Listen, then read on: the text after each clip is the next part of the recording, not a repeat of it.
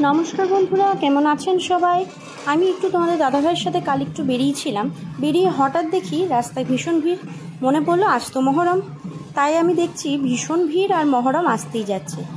হঠাৎ করে দেখলাম মায়ের বাড়ির সামনেই দাঁড়িয়ে আছি। তাই মায়ের বাড়ির সামনে দাঁড়িয়ে আমি ভাবলাম যে চলো একটু মহরমটা দেখে নিই, দেখে আবার বেরোনো যাবে, কারণ রাস্তায় ভীষণ জ্যাম লেগেছিল। এটা ছিল নতুন পুকুরের মহরম, তাই ভাবলাম দাঁড়িয়ে দাঁড়িয়ে ভিডিও একটা করে নিই, তোমাদের সাথেও শেয়ার করি বোলপুরের মহরম কেমন হয়। তো চলো দেখতে থাকো। মিঠাই ছিল না আমার সাথে, কারণ মিঠাই বাড়িতে ঘুমাচ্ছিল। আর দুপুরবেলা তো রোদে ওকে বারও করিনি। আমি আর তোমাদের দাদাভাই একটা কাজে বেরিয়েছিলাম, যদিও কাজটা হয়নি। তো চলো এই কাজটা তো হলো, একটা মহরম তো দেখতে পেলাম। এটা ছিল ওদের তাজিয়া। তাজিয়াটা কি থিম ছিল আমি বুঝে উঠতে পারিনি, কিন্তু তাজিয়াটা ছিল খুব সুন্দর।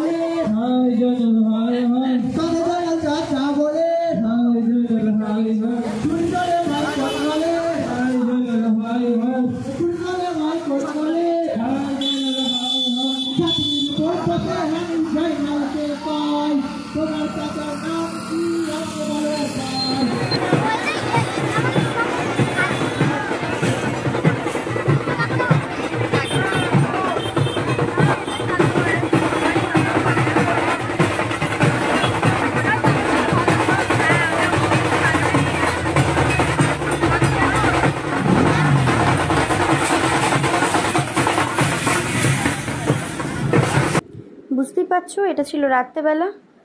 এখানে দেখতেই পাচ্ছ ভীষণ ভিড়। এটা আমার শ্বশুরবাড়ির কাছে। এটা ছিল মনে হয় নিচু বাঁধ করার। এদের তাজিয়াটা ছিল খুব সুন্দর, খুব সুন্দরভাবে লাইটিং করা এবং দেখতেও খুব ভালো লাগছিল।